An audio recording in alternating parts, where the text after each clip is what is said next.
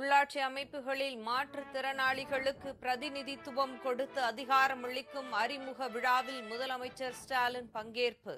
மாற்றுத்திறனாளிகளுக்கான உரிமைகளை திராவிட மாடல் அரசு நிறைவேற்றி வருவதாக பெருமிதம்.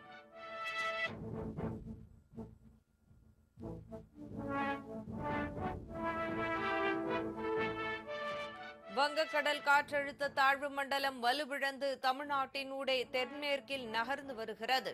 சென்னை, கோவை உள்ளிட்ட 7 மாவட்டங்களில் இன்று மிக கனமழையும் 18 மாவட்டங்களில் கனமழையும் பெய்யும் என வானிலை மையம் அறிவிப்பு.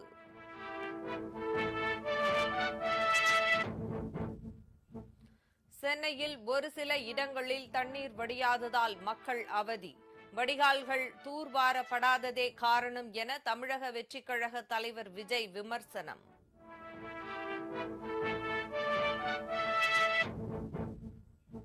திமுக கூட்டணியில் இடம்பெற்றுள்ள காங்கிரஸ் சட்டமன்ற தேர்தலில் எதிர்பார்க்கும் தொகுதிகள் எத்தனை?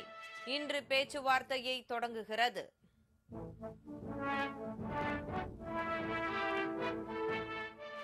போராட்டத்தின் வடிவத்தை மாற்றியது இந்தியா கூட்டணி.